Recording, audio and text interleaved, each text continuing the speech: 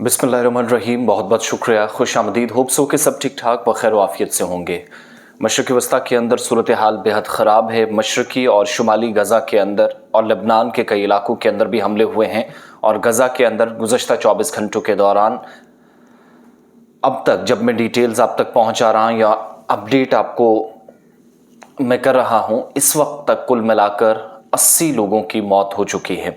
इसके अलावा सैकड़ों की तादाद में लोग ज़ख्मी हैं। लेकिन सबसे बड़ी बात जो कल से सबसे ज़्यादा सुर्खियों में है वो ये कि गज़ा और लेबनान के हमलों के बीच जो एक सिक्योरिटी ब्रीच हुआ और बेंजामिन नेतन्याहू की रिहाइशगाह पर हमला किया गया, क्या ये सवाल जायज़ है?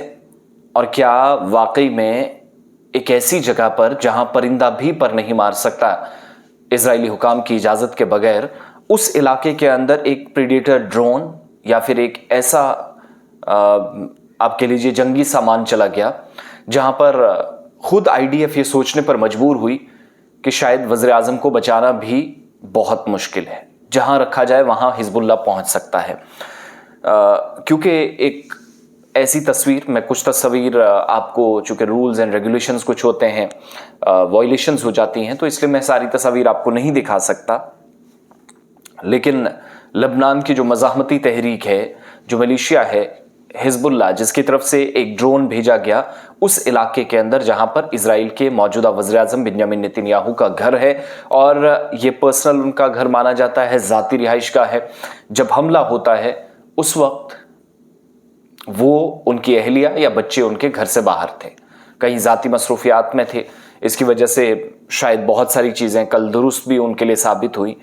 और केसरिया शहर है जिस पर रॉकेट फायर किया गया और बताया ये जाता है, जब हमने इसकी तहकीक की, तो इजरायली वज़ीर आज़म बेंजामिन नेतन्याहू की ये ज़ाती रिहाइशगाह है। और सबसे हैरानी की बात है कि इसके ऊपर एक हेलीकॉप्टर भी चल रहा था। उस हेलीकॉप्टर का काम ये होता है कि वो सिर्फ नज़र रखेगा, निगाह रखेगा, सिक्योरिटी के एतबार से कहीं कोई चूक तो नहीं हो रही है, कोई गलत हलचल कहीं तो नहीं हो रही है, या फिर मशकूक नकलो हमल तो नहीं हो रही है, वो नज़र रखे। वो सिर्फ प्राइम मिनिस्टर की सिक्योरिटी में लगा हुआ जो हेलीकॉप्टर है। लेकिन एक ड्रोन पीछे से आता है, वो ड्रोन उस हेलीकॉप्टर को भी बाईपास कर देता है। और ये वही ड्रोन था जो पूरे इजराइल में केसरिया और आसपास के हिस्सों में 70 किलोमीटर तक सफर तय कर चुका था। 70 किलोमीटर सफर तय करने का मतलब यह हुआ कि एक बड़े हिस्से को कवर करने के बावजूद भी इजराइल डिफेंस फोर्सेस का जो हिफाजती हिसार है, या आईडीएफ खुद हैं, उनकी टेक्नोलॉजी है, आयरन डोम है, उनके बाकी सारी चीजें हैं, वो सब हालात फेल हो गए। और यहां पर हिजबुल्लाह की एक आप कह लीजिए इमोशनली वो भी जीते हैं, मॉरली भी जीते हैं। उस इलाके के अंदर ड्रोन पहुंचा दिया, हमला किया जो उनकी रिहाइशगाह है, यानी बेंजामिन नेतन्याहू की। उस वक्त सायरन बजना शुरू हुए जब वो बिल्कुल हेलीकॉप्टर के पास से गुजरना शुरू हुआ।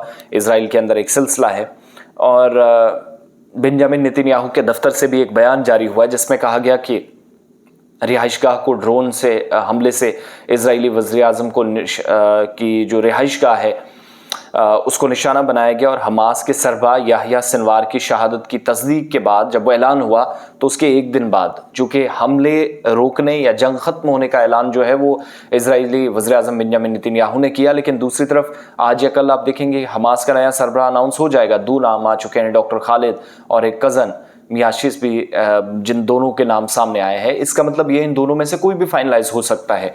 लेकिन याह्या सिनवार के कत्ल के चंद घंटों के बाद इस तरह का हमला, और वो भी उस इलाके के अंदर जहां पर खुद प्राइम मिनिस्टर रहते हों, ये उनकी शिकस्त हुई है।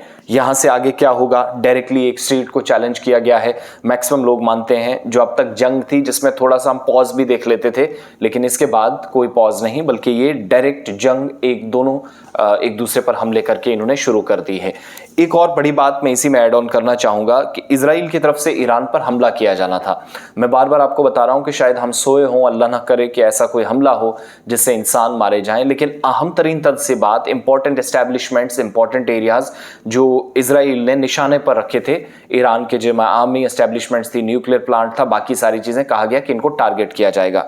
लेकिन इस पर जो डॉक्यूमेंट्स तैयार किए गए थे अमेरिका के अंदर, जो बार बार सिर्फ इतनी बकवास करता हुआ आपको नजर आएगा कि जंग रुक जानी चाहिए। आज भी बाइडेन का एक स्टेटमेंट आया, उन्होंने कहा कि ईरान और इजराइल के दरमियान मुमकिन जंग के खतरे से बचा जा सकता है, रोका जा सकता है। लेकिन दूसरी तरफ डॉक्यूमेंट्स उनके मुल्क में बनाकर तैयार हुए थे और वो डॉक्यूमेंट्स लीक हो गए हैं। एक इंस्टाग्राम पर तो बाद में आए हैं और फेसबुक पर एक अकाउंट है जिस पर तहकीकात अब शुरू हो गई है। इजराइल ने जो जवाबी हमला करना था और कहां कहां करना था वो सारे पॉइंट्स इसमें मेंशन है।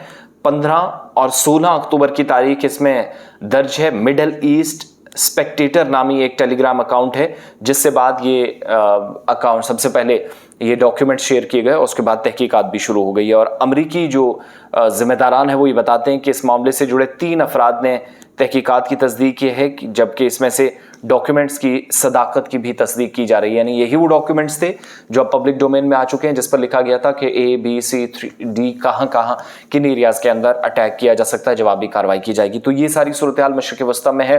फिलहाल अमन की कोई तवक्को रखना शायद बेवकूफ़ी है, लेकिन हिजबुल्लाह कितना ताकतवर है, क्या कर सकता है। उसने इजरायली वज़ीर-ए-आज़म के घर तक, उनकी रिहाइशगाह तक ड्रोन पहुंचाकर, वो प्रीडेटर ड्रोन जो आमतौर पर पाकिस्तान के वज़ीरिस्तान और दाएं बाएं इलाकों में इस्तेमाल हमेशा अमेरिकन फोर्सेस करती रहीं जब उसामा बिन लादेन या उनके साथियों के खिलाफ कार्रवाई हो रही थी, तो वो एक प्रीडेटर ड्रोन यहाँ पहुंचाना, वो कहीं पर भी अपनी टेक्नोलॉजी, अपनी कुव्वत से जाकर किसी भी दुश्मन को ठिकाने लगा सकता है, ये उसने क्लियर कर दिया है। और 2 दिन पहले जो कुछ हुआ, एक सीनियर रहनुमा चला गया इस दुनिया से, वो सारा सिलसिला भी हम देख रहे हैं। बहरहाल इससे आगे क्या डेवलपमेंट्स होंगी ये देखने वाली बात होगी। डॉक्यूमेंट्स भी लीक हो चुके हैं, जहां पर हमला करना था शायद उसमें भी आप ताख़ीर देखेंगे। और दूसरी तरफ इजरायली वज़ीर-ए-आज़म की रिहाइशगाह पर बड़ी संजीदगी के साथ लेते हुए रेड अलर्ट किसरिया शहर के अंदर फिलहाल जारी किया गया है।